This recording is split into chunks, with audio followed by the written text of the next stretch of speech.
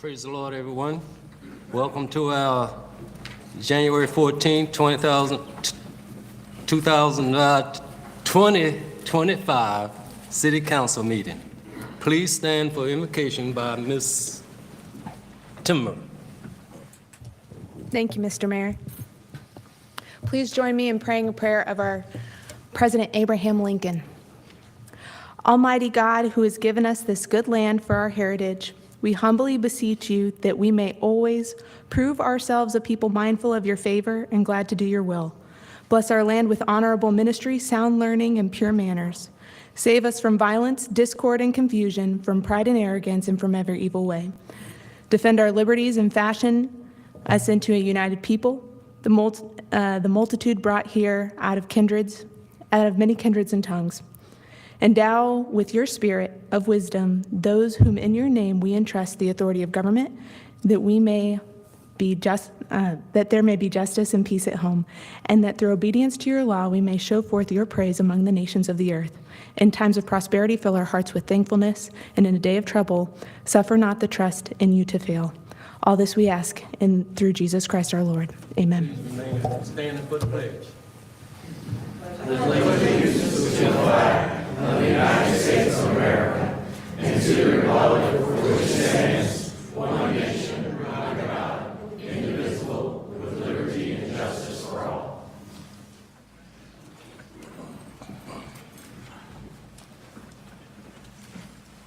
Tonight's city council agenda is divided into 3 sections: consent agenda, public hearing, and public comment. Mr. Mayor. I would like to, thank you. I would like to amend the agenda this evening to allow Mr. Sean Hunter, who's the leader of the Lynchburg Peacemakers Organization, came to speak on the curfew, and I would like to amend the agenda, allow him to do that. Do we have a second? I'll second that. Okay. Any discussion? With head nods, we can agree. Consent.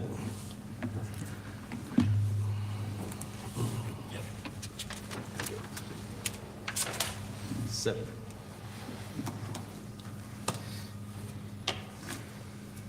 Consent agenda. The first section, consent agenda. This section includes routine items, and items may be approved by one vote. May I have a motion on the consent agenda? Yes. Briefly, Councilmember Feraldi alerted me to a mistake that I had made in the November 19th minutes, and so I'll just pull those to have them corrected and presented for you at your next meeting. So this would just be for a motion on December 10th and January 3rd. So moved. Second. By consent? We need a vote on this one for the minutes. Okay.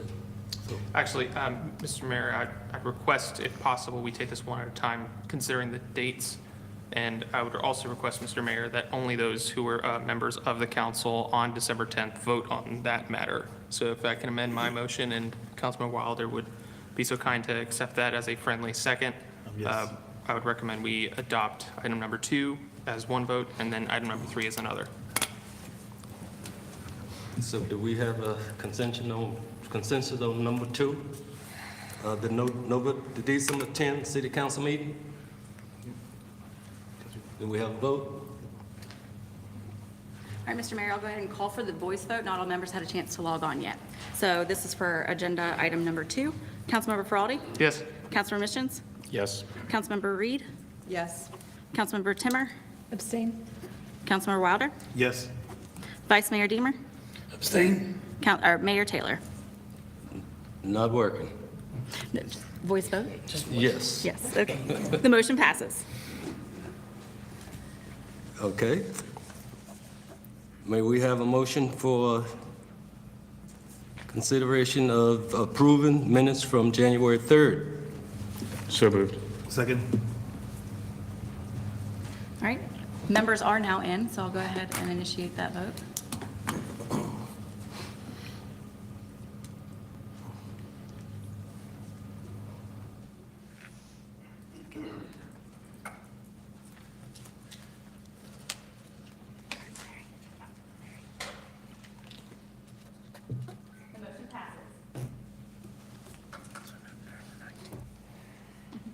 Now, consideration for approving minutes from November 19, 2024, legislative dinner. Those have been removed from this consent agenda. There was an error on the minutes, so I'll correct those and bring them forward to you on your January 28th meeting. Thank you.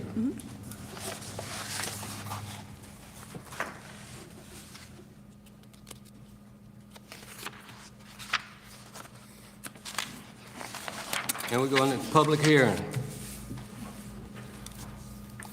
This section includes all public hearing as required by law, as council may direct.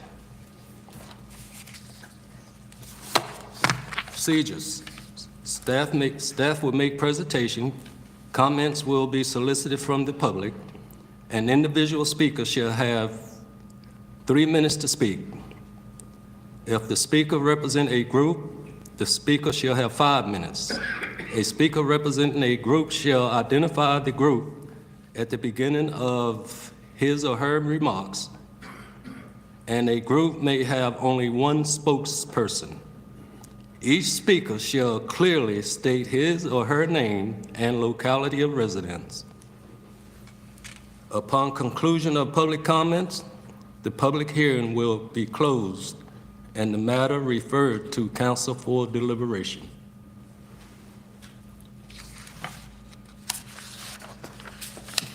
Consideration for adopted ordinance approving the rezoning of 2712 Concord Turnpike and a portion of 118 and 120 Spinoza Circle to allow the construction of a residential subdivision.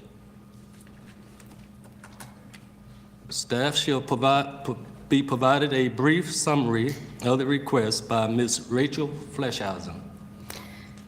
Thank you, Mayor, Vice Mayor, members of council. The purpose of this petition is to allow the construction of single household detached homes. The proposed rezoning would allow the homes to be built on smaller lots than what is currently allowed by the zoning. Planning Commission recommended approval of this petition on October 23rd. The comprehensive plan recommends a low-density residential use for the property. These are dominated by single-family detached housing at densities of up to 4 dwelling units per acre.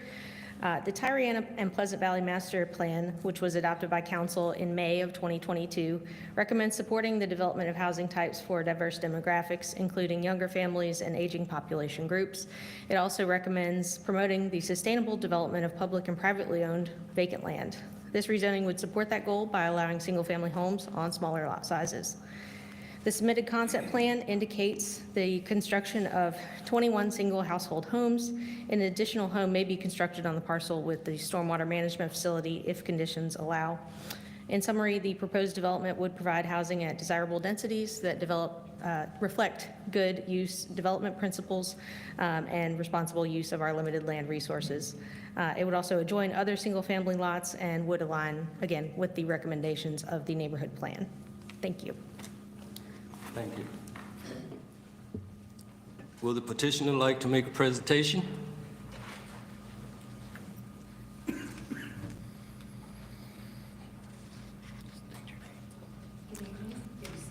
Council members, welcome, Yes, new ma'am. members. Could you state your name and Yes. locality, please? My name is Amy Sipe. I'm the partner and principal engineer of AccuPoint Surveying and Design. I'm also a city resident. As Ms. Forsyson described, this would be a single-family home subdivision. We would plan 21 homes with an option of a 22nd if the stormwater management design, once fully completed, would allow us to add an additional home. The photo that the staff has placed on the screens shows example of Mr. Dillard's work. These homes are also in the area, so he has committed to this area in a way of redevelopment for this land. This would be a city street, so it would come into the city system for maintenance, and all utilities would be public water and public sewer. So those would also require city connection fees and city annual or monthly bills for the city. So in my opinion, it's a great project. You know, we don't get to see single family in the city very often. This allows us, again, to make it affordable to build and hopefully affordable to other families. Like I said, this would be a city street, have city sidewalks, so those would all be additions to the city and walkability for hopefully good neighbors and good interaction between folks in these homes. And I'm happy to answer any questions that you might have. Thank you. If we have any questions, we'll call you Yep. back. Is there anyone who would like to speak in favor of this project?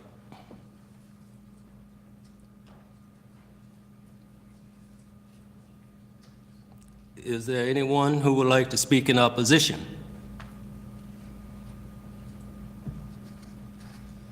Is there any voicemail There are none. from citizens? Public hearing is now closed. The matter rests with council. Move for approval? Second. So we have a second? Second. Let's vote. Yes. I'll speak to the motion. Again, we've worked on a Terriana project for some time. I've had a great community meeting about 2 years ago, I believe, where the citizens came to the Ferry Rec Center and kind of gave their ideas of what they wanted to see in the community. They don't want a whole lot, but they want a kind of gradual progress. So I'm so glad to see this development has a gradual progress. It doesn't have a whole lot of houses. It's a beginning phase. The Terriana area is one of our untapped resources in our community that we've been working with, trying to get some developers to go there. So I am so excited and happy to see a developer go into the Terriana area to start building some houses. And also, since I've been on city council, the main thing has been apartments. So I'm so glad to see single-family homes coming to that subdivision. Thank you. Mr. Ferrari? Mr. Mission? Amy, thank you for your presentation. This is exciting because I think what we're seeing is hopefully the first of many projects in that area, which is super important, and we got to get it done. Appreciate you guys working on this, and I look forward to huge success. Thank you. Anyone else? Well, I see Mr. Dillard's work all over town. He's doing a job down on Buena Vista Street, and he was able to expose, that's why it's called White Rock Hill, he was able to expose those big, beautiful boulders out there, and he took a couple old houses and brought them back to, he basically made them look like that. So I would be voting in favor of this project.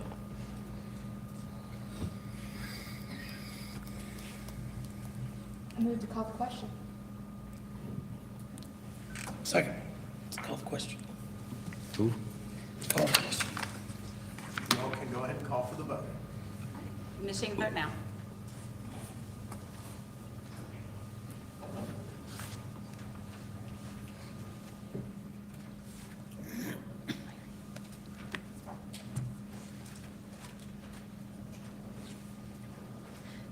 Motion passes 7-0.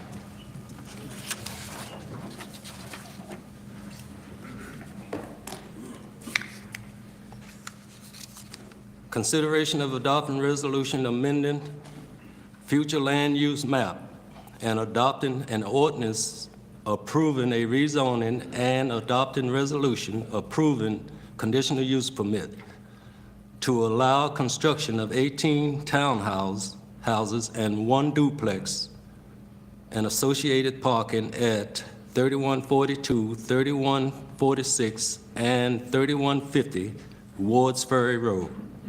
Staff will provide a brief summary of the requests. Ms. Rachel Fleshhausen. Thank you, Mayor, Vice Mayor, members of council.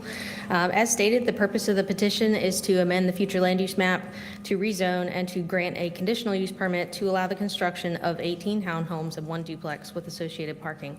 Planning Commission has recommended approval of this petition at their meeting on October 23rd. Council may recall that this petitioner had previously submitted proposed 24 apartment units in a 2023 petition, but ultimately withdrew that before council acted on the request. Based on some discussion, I think at the work session, the petitioner had initially wanted to develop townhomes here. They did not have enough acreage to meet our zoning ordinance minimum, which is 2 acres. So they pivoted to apartments and then withdrew that petition after the business item briefing based on discussion again. They later received a variance from our Board of Zoning Appeals on that minimum acreage requirement and are now requesting townhomes again. So the future land use map recommends neighborhood commercial use for the 2 larger properties. These consist of areas like office, retail, and personal service or restaurant type uses that are scaled and designed to be compatible with surrounding neighborhoods. The petitioner requests to amend the future land use map from that neighborhood commercial to medium density residential. These areas are characterized by smaller lot, single-family detached housing, duplexes, and townhomes at densities of up to 12 units per acre. The future land use map already recommends a medium density residential use for the smaller triangle property at 3142 Wards Ferry Road. The existing B1 Limited Business District was established in 1979. Likewise, the existing R2 low-medium density residential district for that smaller property was also established in 1979. The Board of Zoning Appeals approved a variance in May of last year to reduce the minimum acreage needed for townhomes in this instance. Access to the proposed development would be from Copley Place, which connects to Wertz Ferry Road, just prior to its intersection with Timberlake. The transportation engineer noted that left turn movements in and out of Copley Place would be unsafe and that Copley Place should be limited to a right-in, right-out movement only. Therefore, that right-in, right-out access is recommended as a condition on the conditional use permit. It's also worth noting that a by right commercial development in this instance would likely be subject to the right-in, right-out requirements as well. The current zoning and future land use map would facilitate commercial development on this site, and that land use may be viewed as more appropriate due to its proximity to Timberlake Road.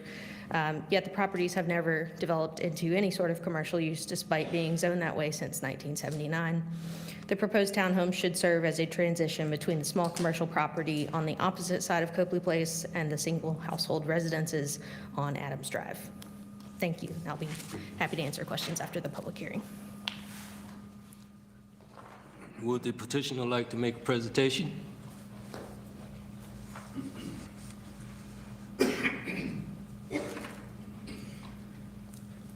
Good evening, Mr. Mayor, Vice Mayor, members of council. My name is Norm Walton with Perkins and Orson. I'm representing the development team. As Rachel mentioned, this is taking a long road to get here. We submitted a townhouse development initially, and it was less than 2 acres, so that failed. Then we submitted an apartment complex, which made it all the way to city council. And we withdrew that at the council meeting just because it did not seem it was favorable. We went back and worked with city staff quite diligently, and city staff was more than helpful, but we just couldn't get to a resolution that worked. We then decided to go to the BZA and ask for an exception for townhouses less than 2 acres, and that was granted, so we finally got a win. And now we are here tonight to ask for this rezoning and a future land use map amendment. This property is currently zoned commercially. It has been marketed on and off over the years as commercial unsuccessfully. We believe that townhouses are the best use for this project. There's a mixture of residential houses throughout this area, duplexes, single-family detached, as well as townhomes and apartments. We believe that townhouses here provides a means of economic home ownership, which we think is important to the city. The opposition will state that traffic is a concern. By using the ITE land use manual, we can generate or anticipate what the traffic generation is off of a site. If you compare a commercial development on this site of average size with the townhouses, a commercial development will generate more traffic than the townhouses will. So we think this is, with the traffic concern, a better situation. We've also worked with the traffic engineer, as Rachel mentioned, to develop a right-in, right-out plan, which we think is beneficial and as best we can addresses the traffic concerns. On rare occasions, we have never witnessed where a housing development or a residential development adjacent to another residential development hurts land values. Most of the time, it actually doesn't hurt them or actually increases land values. So we think this is not going to be an economic detriment to the neighbors. We have an experienced team with us working on this project, and we believe that this is the best potential for this property. We're basing that on market trends, the staff recommendations here, as well as our own experience, so we truly believe that this is the highest and best use for this property. Thank you for the opportunity to speak. I ask for an opportunity for rebuttal after the opposition finishes. And if you have any questions, I'll be more than happy to answer. Yes, sir. Thank you. We'll call you back. All right, thank you. Is there anyone who would like to speak in favor of this project?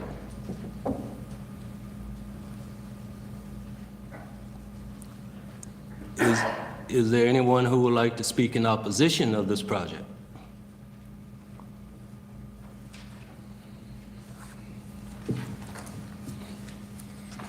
Good evening. My name is Rex Hammond. I live at 110 Aaron Place in Lynchburg. I'm here to urge City Council to require a comprehensive traffic study before moving forward with the proposed housing development on Wards Ferry Road. I live on Aaron Place, which is right off of Wards Ferry Road and adjacent to Heritage High School. As someone who has lived in this area for years, I have observed a steady and significant increase in traffic along this road. It's evident that the current infrastructure is already inadequate for the volume of vehicles, and adding a large residential development without a traffic study would be irresponsible and dangerous. The risks posed by the risks posed by existing traffic conditions are not hypothetical. Just a few months ago, my car was totaled on Wards Ferry Road in the middle of the afternoon when a student driver ran a stop sign and struck me while I was on the way home to Aaron Place. This incident highlights the current challenges and safety concerns that additional development would only worsen. A traffic study is not just a formality. It's a critical step to assess the potential impact of this project on road safety, traffic flow, and neighborhood livability, particularly at a location that's right next to one of our two high schools. Without this data, any decision to proceed would disregard the real and growing risks faced by residents. I urge the City Council to prioritize the safety and well-being of our community by delaying any approval of this project until a thorough traffic study is conducted and its findings can guide informed decision-making. Thank you for considering this request. Thank you. Is there anyone else who would like to speak in opposition?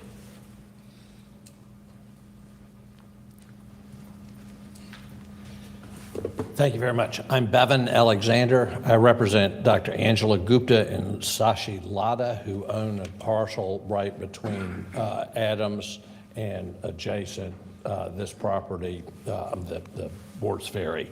I'm a resident of Lynchburg, live in Fort Early.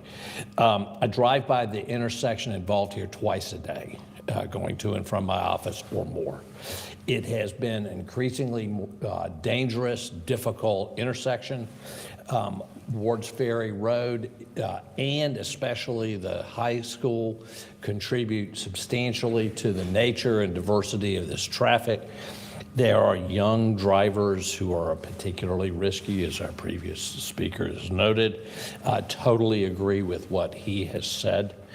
Copley Place, as the map shows, is very close to the intersection. It is impossible to turn left safely out of that place that close to the intersection unless there's nobody coming in any direction, which rarely occurs there. It is very difficult to take a right turn out of that and then a left turn going south on Timberlake without crossing 2 lanes of traffic in a very, very short distance, almost 45-degree angle. The right turn only out dumps the traffic onto the on-ramp of 501 North, which means that in order to go north on Timberlake Road as it approaches Fort Avenue, it is also extremely dangerous. You have to cut traffic, and the traffic's going like this. The issue here is traffic pattern, density, safety. It's safe. It's a careful traffic study is the only way to ascertain what the current actual traffic is. To suggest that using commercial traffic numbers for what would be coming out of Copley Place is a misdirection. That property has never been sold, never been found of any interest to any commercial user. Those numbers are irrelevant. What you're doing is you're adding whatever numbers those places are to the traffic pattern in the worst possible place, and that requires very careful study to know what's already there. And I urge the council to do that as a condition precedent to any further consideration of this, including the engineer's suggestion of a right-in, right-out only. He can't really know until he knows exactly what's going on there. You can't rely on the thought of the market, well, these people will buy this, let's see what they do. You don't build it first and have them come, because then they add it. You can't look at past efforts as a justification for this. A bad idea is a bad idea. The news is full of the consequences of promoting development over safety. That's what's going on in LA. Thank you. Can't miss that sound. Can't miss that sound. I'm Paul McDaniel. I own the commercial building on Copley, and I've been there since 1986 when the building was built. Besides that, there's only one little home on the property that's being renovated right now. If anybody knows that property, I do. I have no problem with the building.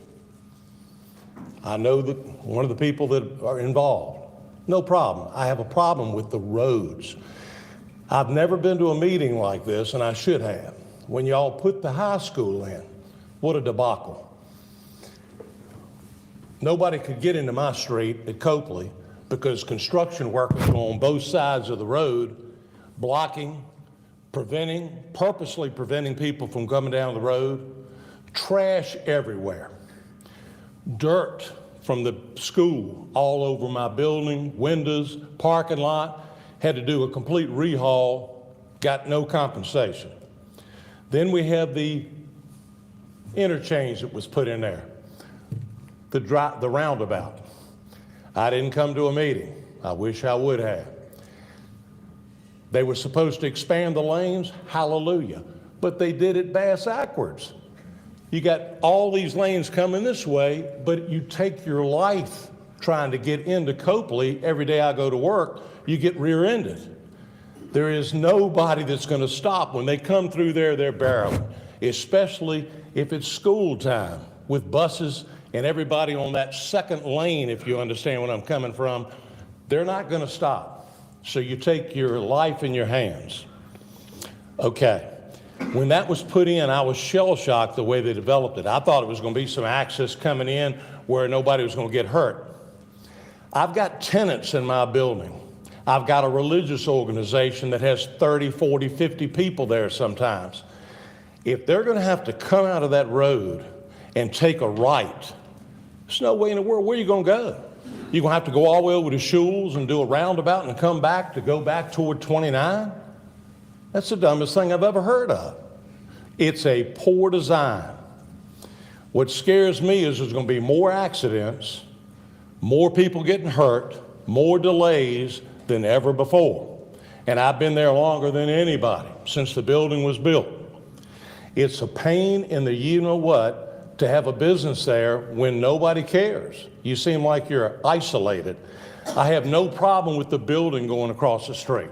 Something needs to go in there besides that reservoir that they put in as a runoff from the school, which is nothing but a mosquito infestation and a sewer. And all this is going to be built above it.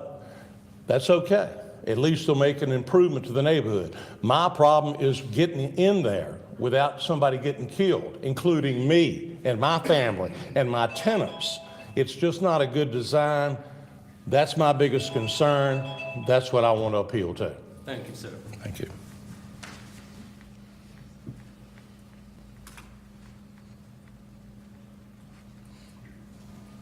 Good evening, Mr. Mayor, Vice Mayor, and members of the City Council. My name is Atul Gupta. I live on 101 Adams Drive, and I'm speaking against this proposal. If this property was so hot, it was for sale for 12 years. Nobody bought it. The realtor who had it for sale bought it himself in a fire sale, in an auction at ground prices. That part, it's a traffic nightmare for me to turn from Wards Ferry into Adams Drive. The way we have visited that street, the school's traffic coming in and going out in the morning and in the afternoon is already a nightmare. They come up with a clause of right in, and left in, right out. Right out, there is no space even for a single car before the red light. You look at the layout with the trailer home, right out will be almost a car, and there are multiple cars parked. So how will that person move into Timber Lake? there needs to be a traffic study done. I understand waivers, I can understand, backroom things, but there needs to be a traffic study. The safety of citizens is very important and should be important for this council. So my humble request is, please do ask for a traffic study before this proposal is approved. Thank you. Is there anyone else who would like to speak in opposition? Are there any voicemails? There are none. Sir, you may give your rebuttal now.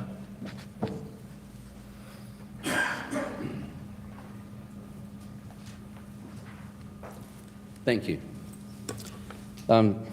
As I anticipated, there were several comments about traffic. This project is small enough that it does not, in of itself, require a traffic study for this property. I do understand the issue of Wards Ferry Road. We all know its traffic is used as a cut-through. I actually own a piece of property off of Wards Ferry Road, number 1 Fountain Court. My son lives there, so I'm very familiar with the traffic along Wards Ferry Road.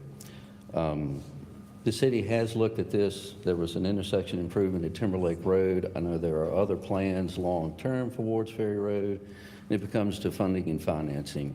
And I don't think that's something that we can handle here. Mr. Alexander mentioned that commercial is irrelevant in his speaking. I don't think it absolutely, I completely disagree with that because it's currently zoned commercial.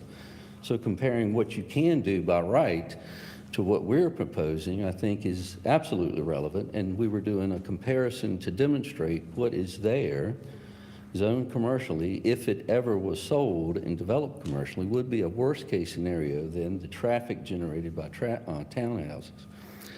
I also thought that Mr. Alexander represented the last gentleman that came up, so I'm not sure how that worked. I actually enjoyed Mr. McDaniel's dialogue here. I agree with what he's saying. There's a lot of traffic on Wards Ferry Road, but I don't think it's up to a project with 18 townhouses and 2 duplexes to solve that.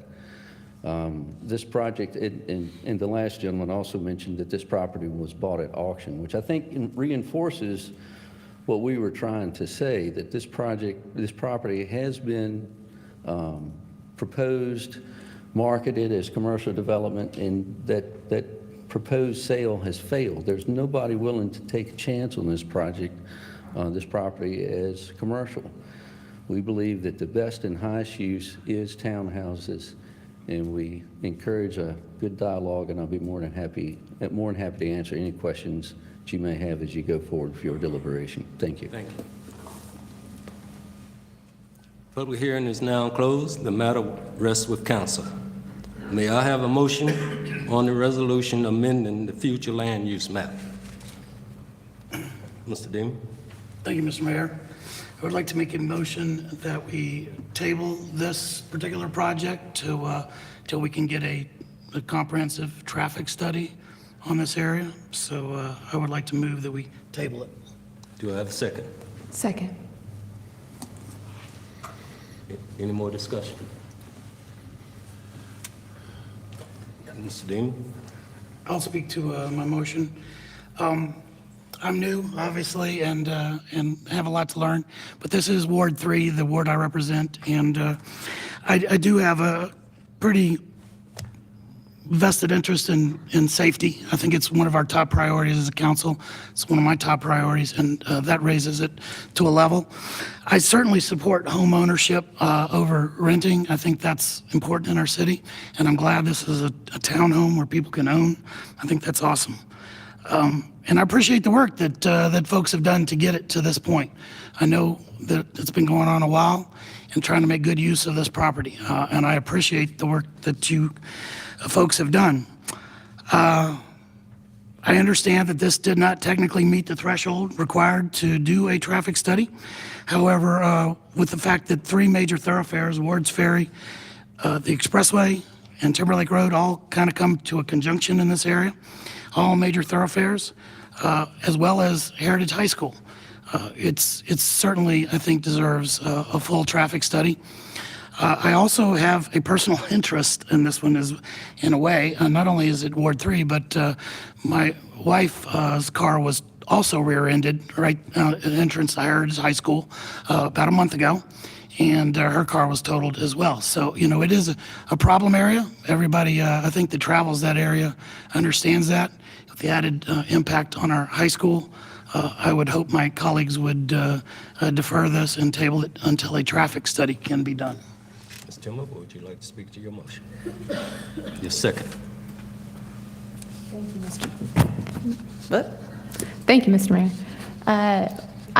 I second not only the motion, but I also second Councilman Deemer's remarks. I greatly appreciate that this is a townhome development, and I also appreciate the general location. I do think that its proximity to the intersection creates a level of concern that renders pause, especially as a new council member voting on this particular motion. Thank you.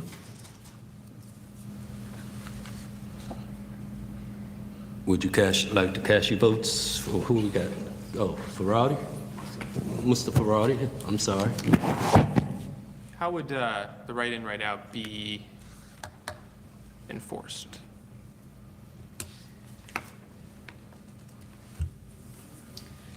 So when traffic movements need to be limited to a write-in, write-out configuration, it would, there's an informal name called a pork chop, or a more descriptive name would be essentially a raised concrete median. It's sort of triangle shaped, and it channelizes the traffic to prevent the left turns.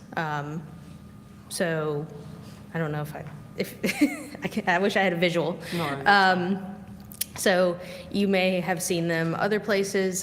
There's one at Aldi on 221, and that one does not have the extended legs of the median. So I know people make lefts from 221 in that instance. However, in this case, we would be looking at something with extended median legs to prevent that. Yeah. Well, what came to mind was the no left turn on Greenview Drive at Starbucks.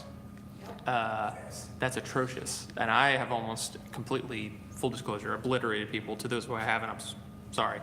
I'm glad I was able to get out of it. But like, that's an example of like, there's just a sign and it's, about 20, 30 feet to your right and you don't see it. So, No, there would be a physical improvement on the ground. Sidebar, might be really good to add that kind of a median in that instance because that no left turn into Starbucks is a real problem. But that's for another story. I have some general questions, if that's okay.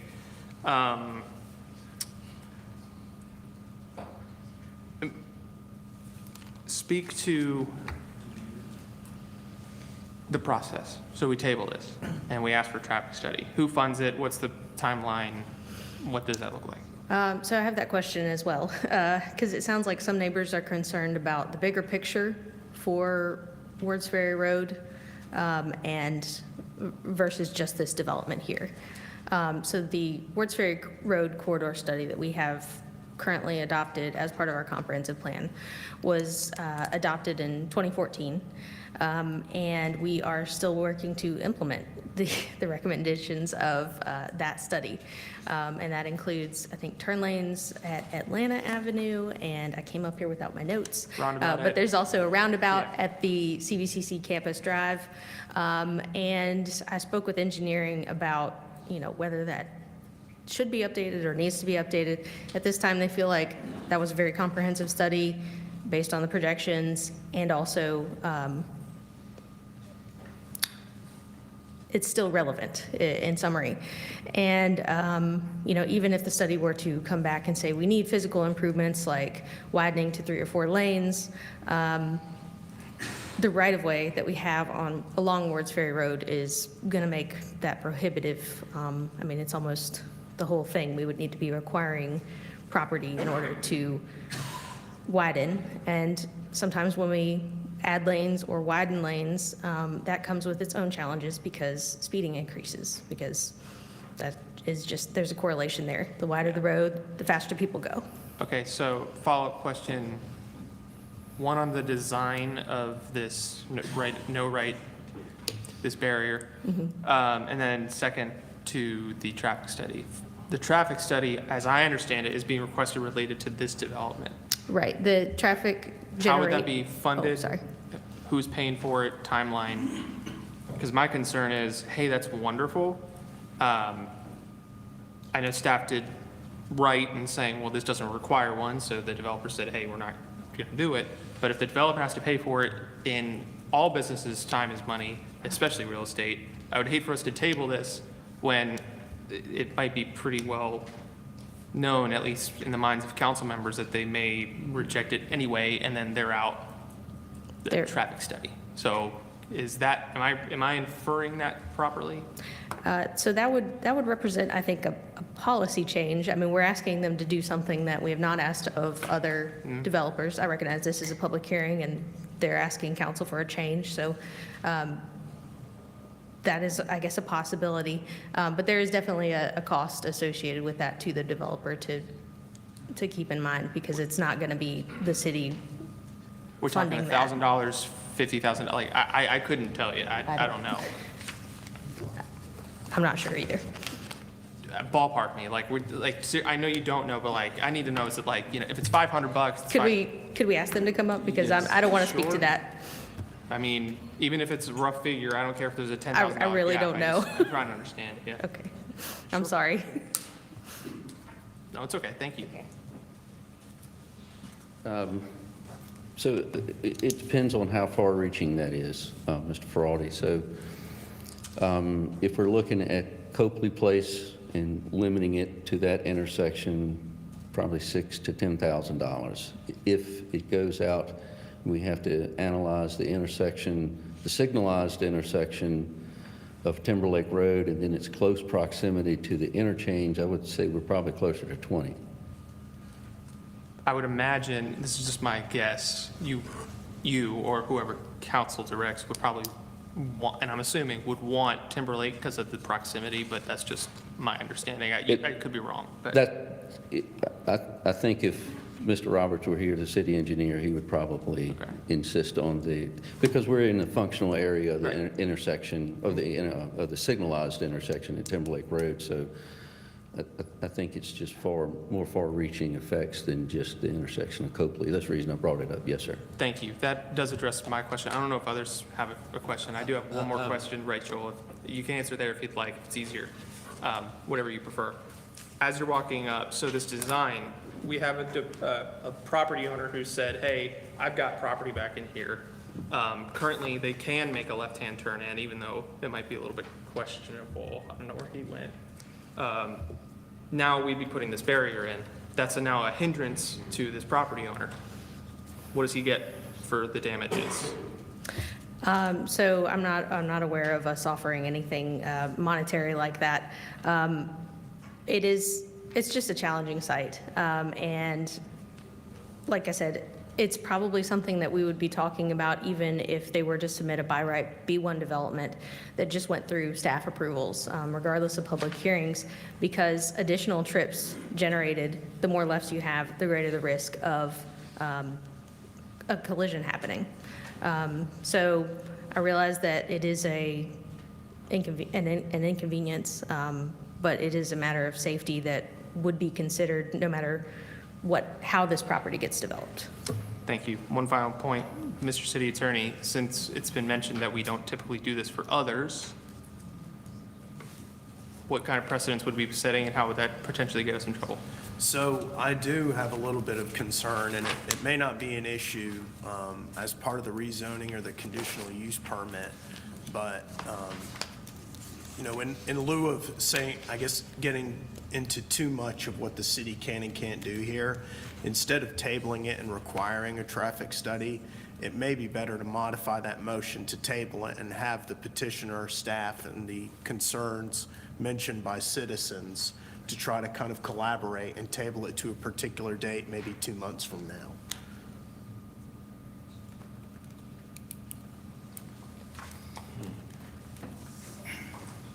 Thank you.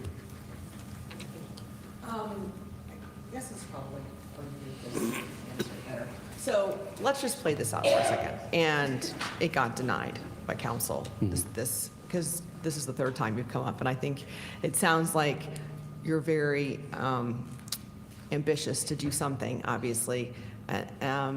Let's pretend. Persistent and tenacious is what I used with the group this evening. Yes, and passionate. So what would be the next plan? I mean, the land is owned, and you have the right to do something with it. So if a zoning request is denied for the purpose of residential, would there be a plan to do something for the current zone that it has the right to be? And if that's the case, and you met all the parameters, I think that's something that the citizens have to understand is it's properly owned land that can still be turned into something that, but depending on what that is, we could still have traffic issues as well. Depending on, again, it could be business hours and be kind of a whole different look. But I'm just wondering what you would do if this is denied. That's a good question. We have not discussed that as a group. We have discussed the potential viability of this as a commercial development, being as far off of Timberlake Road. Even though Wards Ferry has a lot of traffic, you're still not fronting Timberlake Road. And as I mentioned earlier, people use Wards Ferry as more of a cut through. You're trying to get from A to B. You're not going to a destination unless you live there. I just don't foresee a viable commercial development at this location. Again, it's been marketed commercially for years, off and on, and nothing has ever took. So we don't have a plan B. Actually, it would be Plan D. I think this is Plan C. So it would probably go back on the market and try to get sold. Okay. And what are your thoughts on going back to the table one more time and considering what was brought up tonight? I think the development group would like a decision tonight, but if we have to table it in order to keep this moving forward and we have a conversation, and I would like the city engineer, the city traffic engineer involved in that discussion as well. And we come to a consensus that we, as this development, are doing what we can to protect the safety of the citizens of Lynchburg, then we're doing what we can. If we're talking about, turn lanes a half a mile from us at Atlanta, or a roundabout at CVCC's entrance, that's not a big benefit. I mean, it just doesn't make sense for us to talk about that. I mean, I think we need to focus that discussion on what we're doing and not the overall problem of Wards Ferry. The city obviously knows about the overall issue of Wards Ferry, and it's being addressed, at one step at a time, of course. And, the report done in 2014, and here we are 2024, and I guess really one project has been, procured, and that's the intersection of Timberlake Road. So anyway, it's a long-winded conversation. I don't know the answer to that, but It does. I can't speak for everybody because everybody hasn't spoken, but it sounds like it may be to your benefit to maybe go back and consider what was said tonight, because, I mean, my feelings are, we understand the need for housing, and we do have a need. And so I appreciate where you're coming from there. But I would say that everyone up here has, and I would think you do too, I think that the safety of the community is number one. And we've heard that loud and clear tonight in those concerns. So I think it'd be fair to bring that back to your group and just address those concerns and have that conversation so that we can feel like we've weighed all that fairly for the citizens' concerns, as well as giving you a fair opportunity, is where I feel. we started working on this project in, I think, late Q4 of 2021. So another month or two is not going to kill us. All right. Thank you. Mr. Mission? So, I live on that Wards Ferry corridor, and I see a lot of familiar faces involved with this project, and I thank you guys for the work you do, and I trust the work you guys do. Got to see a new face tonight that told us that he wished he would have came several times, and I wish you would have as well, because he's a great representative for himself and the interests at that intersection, and I think it's something that we really need to consider. I heard the concerns from our city attorney about the way that motion to table was made, and the gray area of who would fund a traffic study and those sorts of things. So the question that I have is, would you accept a friendly amendment to that motion where perhaps it's, as the city attorney has structured it, 2 months out to give the petitioner and the parties that were here tonight in opposition an opportunity to sit down at the table and see what other options may be there? Would you accept that as a friendly amendment to your motion to the table? I would, absolutely, I agree. I'll second. Okay. So that's where I stand. Thank you. Thank you. Mr. Wells? Sir? Got another question? Yes. I'm sorry. Yes, sir. Thank you so much for the development. I'm Thank really you. trying to sit down quickly. Yes, sir. And thank you for making changes and trying to listen to the concerns of the citizens and the Yes, sir. concerns of the city. So I appreciate that. I'm just trying to wonder, what is the traffic study going to tell us that we don't already know? That's why I don't see a point in, Well, from 2000, in speaking as an engineer, you know, the new interchange, the new intersection, the signalized intersection is a lot different from 2014. So there may be some queuing differences now than then. It may be to our advantage. I don't know that. You know, the number of lanes was increased to help reduce the queuing at this intersection along Ward's Ferry. So it may work out to our advantage, but I don't know the answer to that question, and that's kind of the $50,000 or $20,000 question right now. and then the next question is, who will fund it? That's going to be a challenge. That is going to be a challenge. And we're taking the position, obviously, that this is, it's been stated before, and I even mentioned it in my rebuttal, you know, that our project doesn't trigger the requirement of a traffic study, or we would have already done one, right? So I don't know that. And that's one of the reasons I'm requested that the city traffic engineer be a part of the conversation. There's some available data from VDOT and other sources that we may be able to utilize. I would like to sit down and talk with him about that to figure out, instead of doing a full-blown traffic study, let's look at the data that we have and see if we can make some kind of educated, you know, assumptions and decisions based on information we have without doing a traffic study that's going to cost a lot of money in months. Yes, and the reason why it didn't require a full traffic study because of the low volume amount, like 18, how many townhouses is it? It's 18 units, and the 18 townhouses and 2 duplexes, so it's 20 units in all. So because of 20 units, it just didn't reach the level of doing a full traffic study. Yes, sir, that's So correct. is that basically saying it wouldn't impact the traffic that much? Correct. It's such a low percentage, you know, of the adjacent roadway that it doesn't impact it significantly. And I understand, but I know, you know, because I have kids at Heritage, so I'm there a lot. I mean, it is a really congested area. It is. Especially in morning time or in the evening time, it's really challenging. Okay, thank you, appreciate it. Yes, sir. Yes. I just want to pause it. In the nature of the considerations, if this does move forward as far as assessing with the city engineer, who is apparently Matt today, on traffic, that we specifically look at the school carpool lines as well as the buses and the congestion of that particular section of road with the carpool lanes and that sort of thing. It's just, thank you. Question. Yes, About sir. how many vehicles would be added to your project?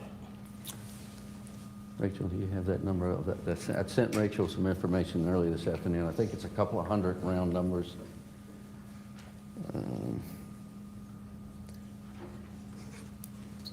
Yeah, 204. 204. And that's the total day. So you usually use a multiplier of 11% to get to a peak hour. So in the morning, that would be, or in the afternoon from 8 to 9 or 5 to 6, that would be 22 vehicles in that peak hour. So again, it's probably several thousand vehicles a day, you know, through that, and several hundred in that, I'm you know, talking again. coming in and out of your project? Well, I'm speaking of Ward's Ferry right now, so there's several hundred, and that it may be approaching 1,000. So 22, and that number is a small percentage. So, Thank you. yes, sir. Yes, sir.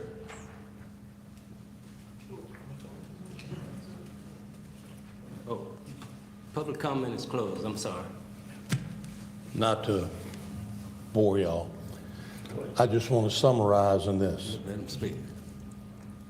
Do yourself a favor and drive by. Point of order. With respect to the neighbor, the public hearing is closed. I can't hear you. With respect to the neighbor, the public hearing is closed, and it's left with council to deliberate. I do apologize. Yes. Sir, public comment was closed when he finished. Okay? Thank you, sir. Madam?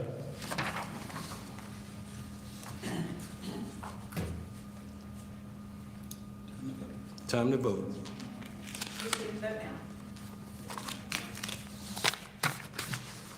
You want to restate the motion? So the motion on the table is to table it for 2 months from now, all three matters, as I understand it. Yes. But no traffic stop. No traffic study, just to table it for further review by the petitioner, staff, and the concerned citizens.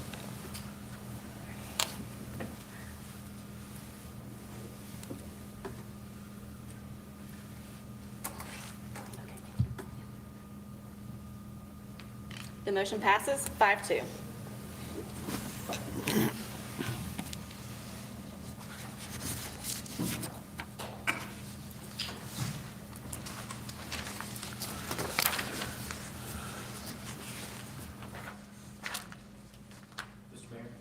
Yes. If amenable, it may be, sorry, my throat's got a little something.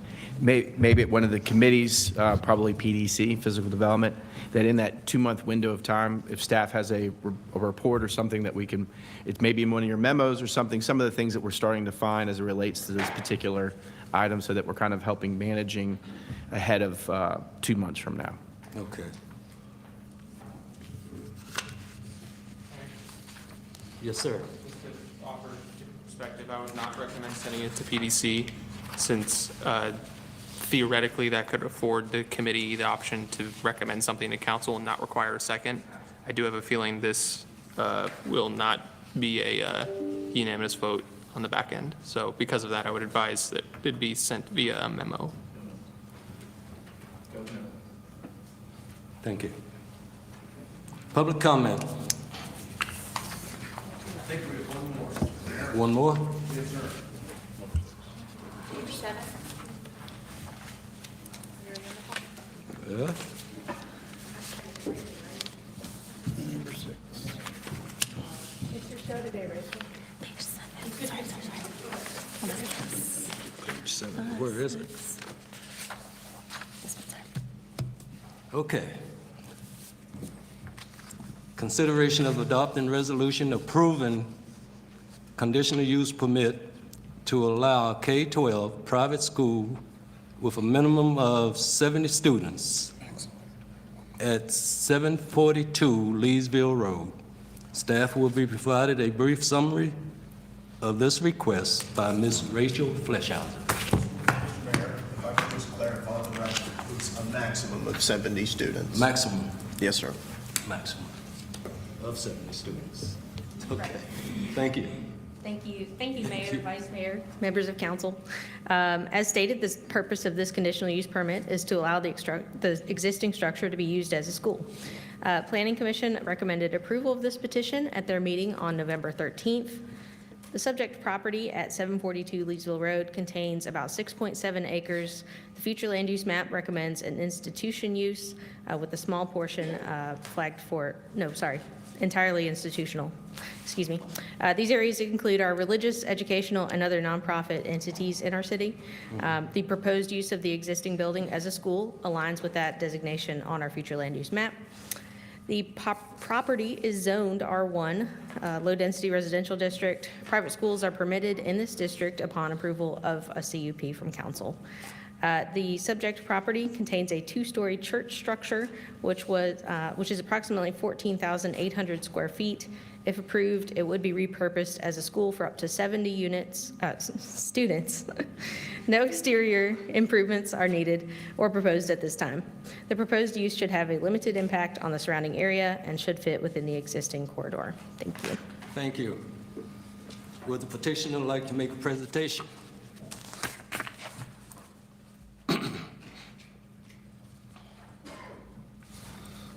Mr. Mayor, Mr. Vice Mayor, members of council, good evening.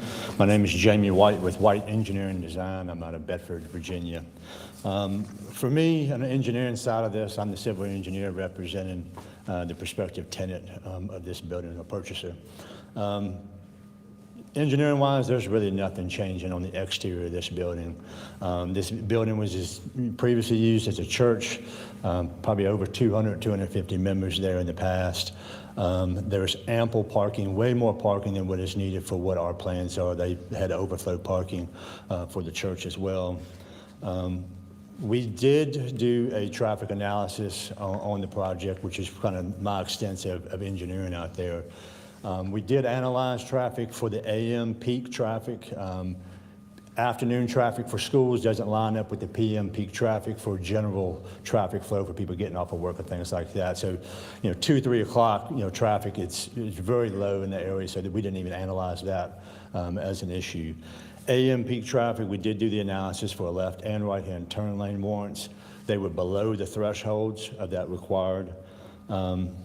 What they're projecting on here is 30 to 40 staff members, and then starting off probably about 45 to 50 students with a maximum of 70. So looking at how we calculated the traffic study, it was up to 70 students, keeping in mind they can't go any higher than that without coming back and revising the CUP. So then you'd have to analyze traffic for a higher student population at that time. The reason they're here is that they are providing a great service for students in need of alternate education, particularly in this school. It's mostly dealt with students with autism. They have an existing site. They have 2 places here in Lynchburg. This is replacing the one on, was it Forest Hill Circle? They're outgrowing that facility and they need rooms to expand. All their modifications are interior to the building. And that's pretty much summarizes what we've got. We do have some people that represent the school here to kind of give kind of a mission statement and kind of their operation and how they operate. If you have any questions, I'll be happy to answer. Thank you, sir. If you have any questions, we'll call you back. Is there anyone who would like to speak in favor of this project?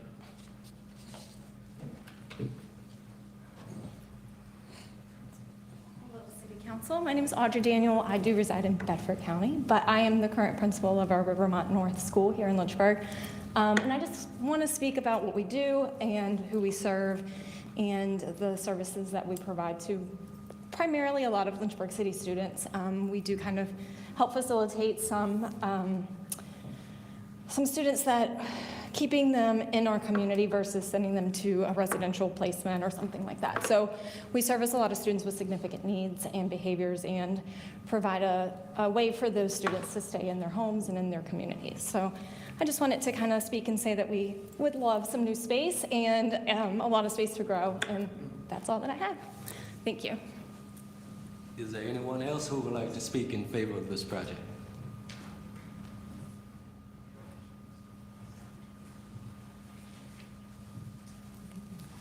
Good evening, Mr. Mayor, Mr. Vice Mayor. I was looking at you, calling you Mr. Mayor. Dr. Beth White, Ward 3. Dr. Ackerman did not come up and speak, but she is I believe, the Vice President. Yes, she's the Vice President of the school. I've known Dr. Ackerman for a very long time. In fact, I actually had her as a professor when I was beginning my doctoral journey. Because of her, I had the privilege of working with a special needs class at church. And if you've never worked with special needs students, I recommend you do, even if it's just for a semester. Dr. Ackerman sees the value in each person, young or old, and understands that each person has the potential to do great things. And I imagine that is the same for all of her coworkers. Sometimes somebody might need a little extra help just getting there to understand their full potential. I met a man once who was in his early 60s. When he was 6 years old, his mom brought him to the colony that became in later years known as the training school. George grew up there. He was 6 years old when he was dropped off there. When he first arrived, he was your typical 6-year-old boy, but it was only because his mom was a single parent in the early 40s. There was more mouths than money. And so she didn't know what else to do with him, so she brought him to the training school. And we know that we are a product of our environment. Children mimic those around them, and that's how they grow up. As I said, George arrived there as a normal 6-year-old boy, but when I met him in his early 60s, he had the mind of a second grader. There was nobody to help him realize his potential. And it makes me wonder if there had been somebody there, like Dr. Ackerman, how many people like George could have been helped. And I say that because I ask you to approve their request so that they can help other children in Lynchburg who need just a little bit of extra help to realize their full potential, so that we don't have any more Georges. Thank you. Thank you.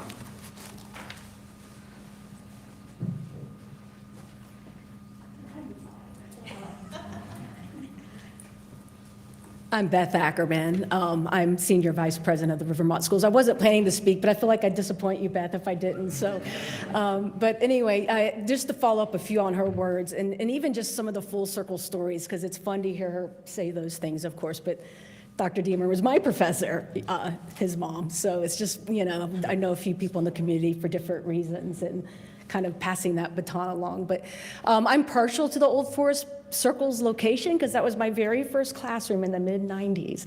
I was a special ed teacher straight out of college there. So been with Rivermont School or Liberty University my entire career, but I came back.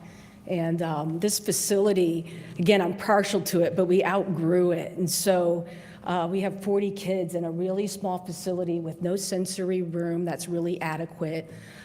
Things have become more cutting edge, so there should be like life skills, transitional, vocational skills, and we just don't have the room for it where we are. So we just need to move up to the next level. So that's what this move is about. So we would appreciate your support. Thank you. Thank you. Is there anyone else who would like to speak in favor?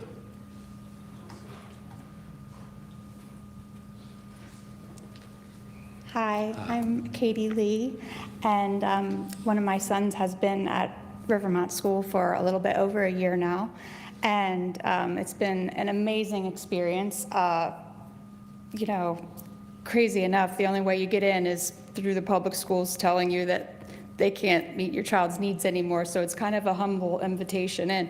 So I'm like a little bit of a skeptical parent, so and you know, moving a child that's autistic is a big deal, and I didn't want to just do it lightly. So when I did the tour, someone encouraged me, write all the pros and cons down, you know?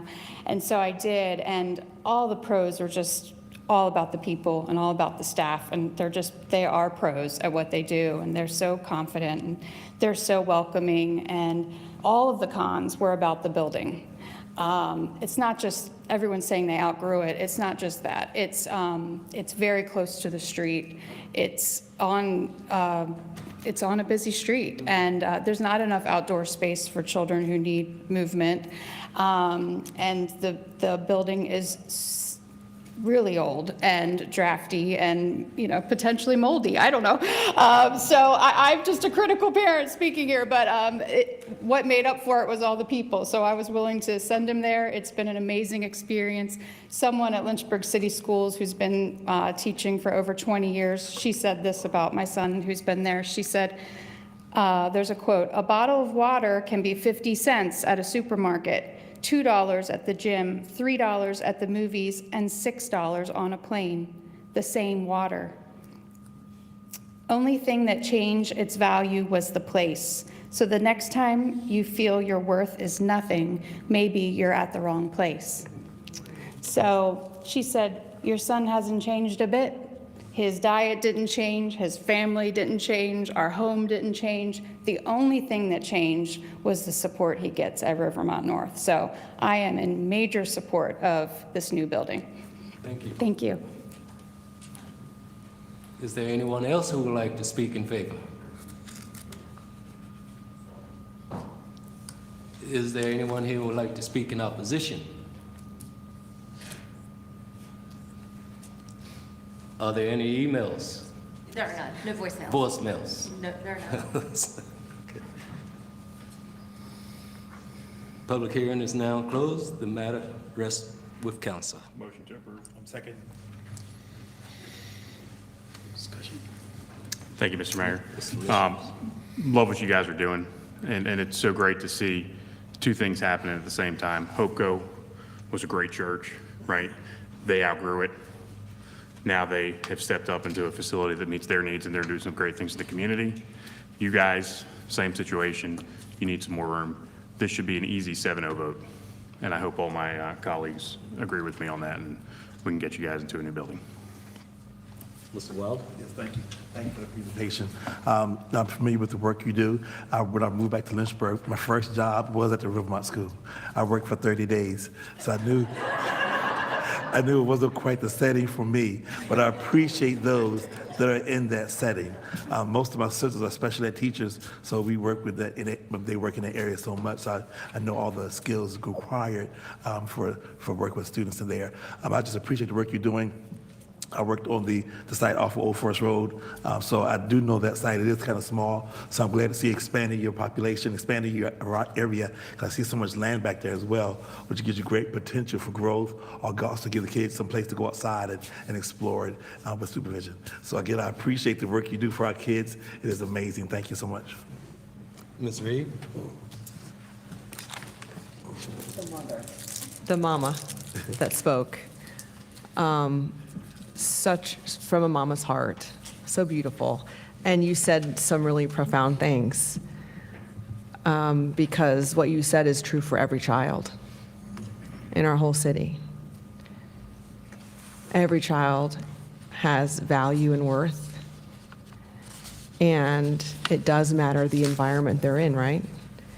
I know that the staff, I know Carol, who I know is wonderful, but when you can feel that confident that your child is being taken care of and can thrive, it changes everything. And I see one of our school board members here, Mr. Andrews. How are you doing? And I believe the same for all the schools in our city. And it makes a huge difference by the staff. And all of our children are owed the same quality experience, and I believe in that. So thank you for verbalizing that, because the environment really makes a difference. And I know that you have a great staff there at Rivermont. We have great teachers all over our city. And when you have a really great teacher who truly loves the student, it changes everything. And it's so wonderful as a mama to be able to leave your child at a facility that you know they're truly loved by their teachers and by the administrators.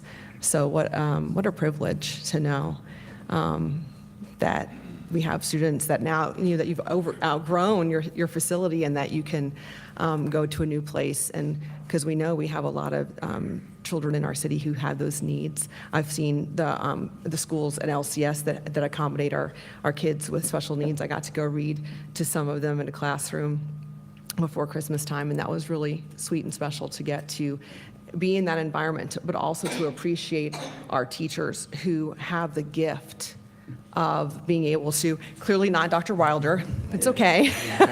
It's okay. You know your strengths, right? But the ones that are able to give that special type of love and attention. So thank you to all of the staff that love on these kids and take the time to make them feel important and valuable and to teach them and to make sure that they're not Georges. So thank you, Dr. White. So I'm happy to support this. This is wonderful. Mr. Deemer? Thank you, Mayor. Thank you all for coming and thank you for the presentation. This should be the closest thing to a legislative no-brainer that I've, in my short career, seen.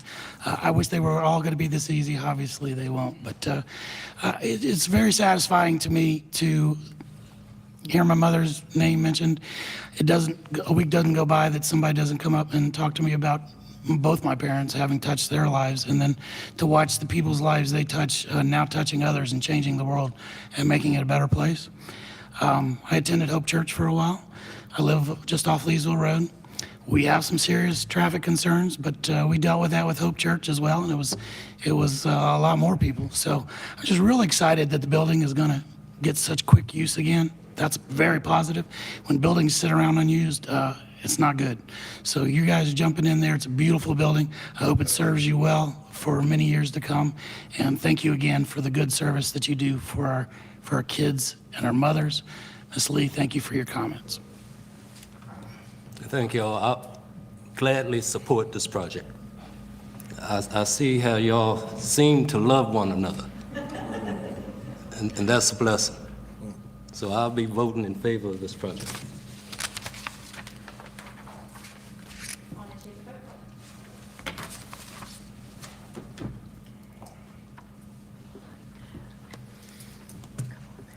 This thing.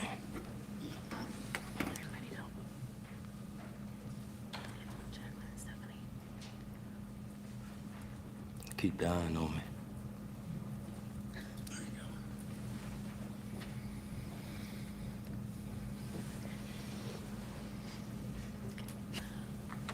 The motion passes 7-0.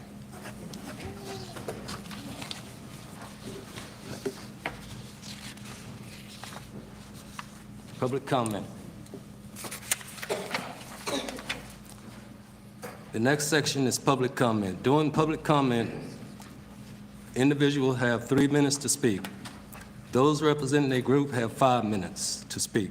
Typically, City Council takes comments made during public comment section of the agenda under advisement and may refer concerns to City Manager for follow-up. Citizens express conflicting and divisive position regarding specific issues under consideration. To encourage citizens' participation and to avoid intimidation to persons who may express sometimes unpopular opinions, applauses, cheers, or jeers from audience are not permitted. When appearing before City Council, citizens may not engage in behavior that intimidates or insults others, engage in disruptive behavior, use profanity or vulgar language, promote private business ventures, or campaign for office. Hear from group representative regarding welcome new City Council members. Jamie Maxwell, Lynchburg Firefighters Association.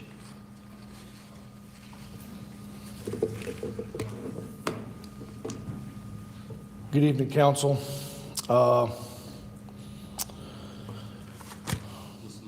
Mr. Taylor, thank you for being our mayor. We look forward to your maturity and calm demeanor when it comes to running these council meetings. We have your back. Mr. Deemer left. Ms. Timmer, you have a great responsibility to this city. Not only to this city, but the 1,200 employees that service this city, that help the taxpayers. Mr. Wilder, thank you for coming back. I applaud your dedication to this city. I'm glad you're sitting there. Mr. Missions, you're the chair, I believe, of the Finance Committee. We, the employees of the city of Lynchburg, expect that you and your committee remind yourselves daily that without your dedicated Lynchburg team, and I'm talking about the boots on the ground, not staff, not managers, the boots on the ground.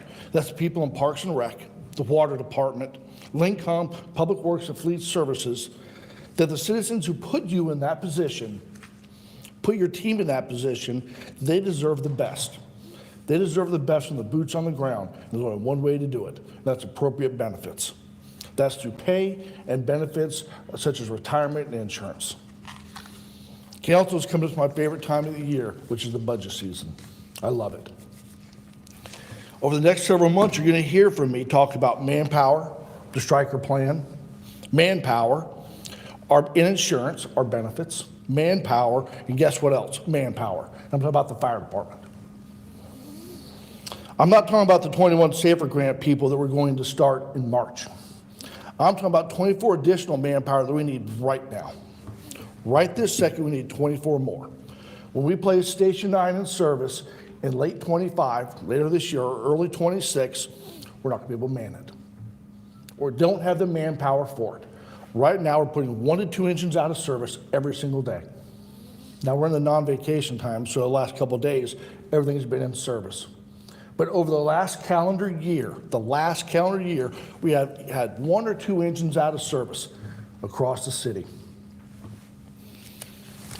I'll just give you some numbers real fast. As a reference, even with 1 or 2 engines out of service every day, we still racked up 14,816 hours of overtime. 4,726 hours of mandatory overtime. Mandatory overtime is where we don't get to go home. That's where the firefighter, the master firefighter, the captain gets to stay without having any choice.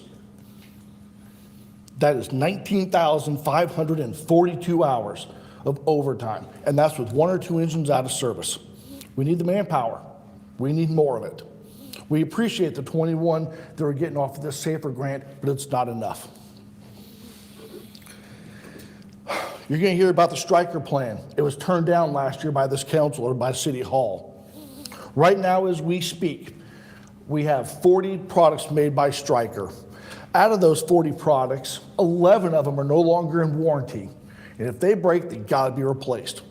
A cardiac monitor is $48,000, and our Lucas 2 compression device is right at $25,000, I believe. I might be wrong on that. Right now, that's $540,000 that would have to come out of the air somewhere because we don't have this striker plan. Ms. Timmer, I have the paperwork for you. I'm going to email it to you and every other council member. I've already tried to speak to her on this, and I messed it up when I spoke to her in person. We need to have this striker plan, and hopefully you all will get this information. I don't want to get too much into weeds on this. The city attorney won't let me speak about it at a later date because of the 90-day policy. Manpower, benefits, striker plan. That's a big thing. We appreciate the raises that the council's given us over the past several years. So now we're up to 2014, maybe 2017 standards. That's still 7, 8 years behind. We have firefighters who retired out of here, and you used him last year as a campaign saying you fixed his pay. He left here still underpaid. Underpaid after 22, 23 years of service. Unacceptable. We've got to fix our pay. And the city manager and City Hall and you all have done a great job getting us up to 2014. That's time to get 2024, 2025. Only got 23 seconds left. I want to discuss the LA fire. We need to pray for those firefighters out there. Pray for the victims of that fire. That is a massive disaster out there. Pray for the victims, pray for the families. I appreciate y'all's time. Thank y'all. Thank you, sir.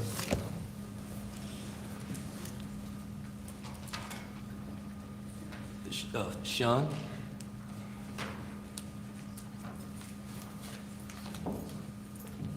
Good evening, City Council, Mr. Manager, Mr. Mayor, and Vice Mayor, and City Council members. Thank you.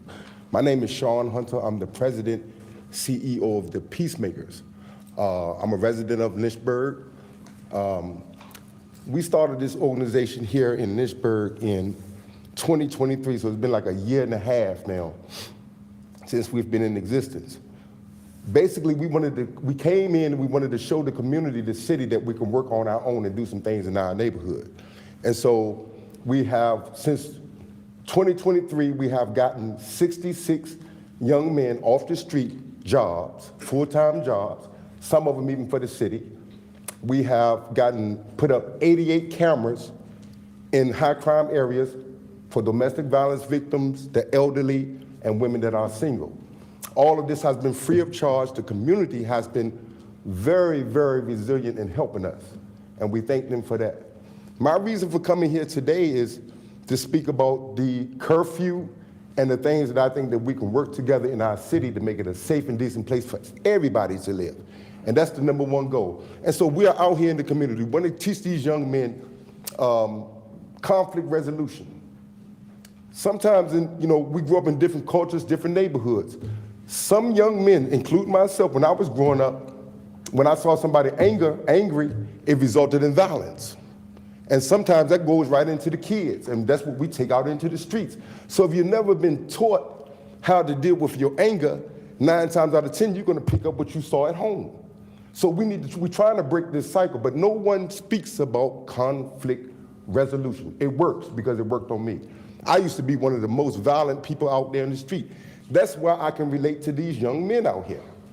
And we're not afraid to go to them where they're at, out in the streets. So what we do is we approach them, but a whole lot of people are afraid to do that. The gangbangers, we approach them.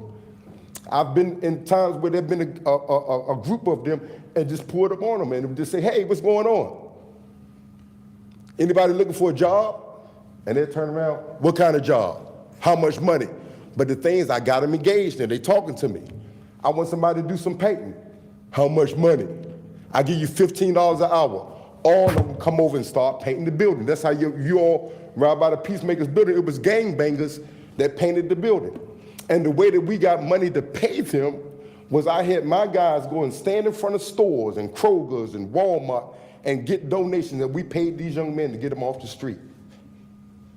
And so it works, but they clean up the community. They can revitalize the community if the money that is going to groups go directly to where it's supposed to go. I don't pay my staff. I don't pay myself.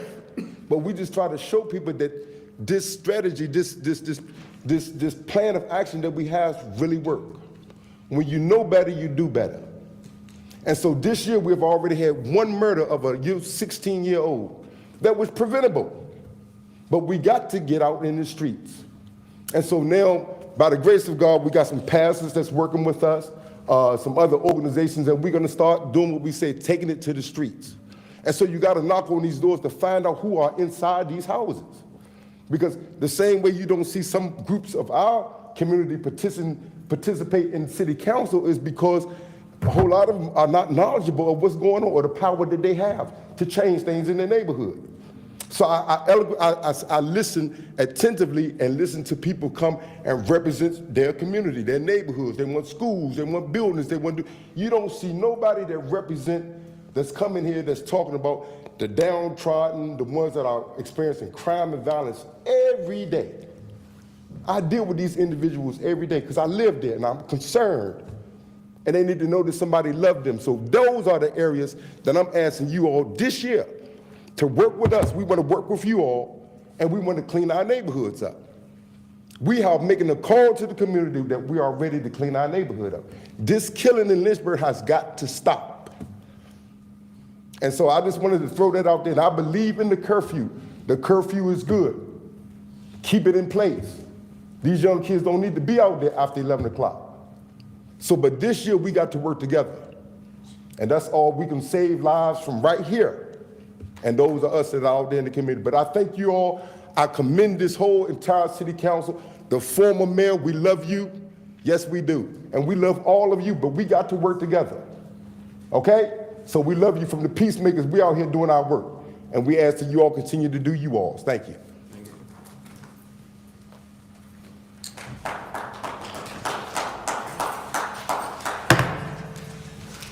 Our next regularly scheduled meeting is January 28, 2025 at 7 p.m. Thank you all. Have a blessed evening. Meeting adjourned.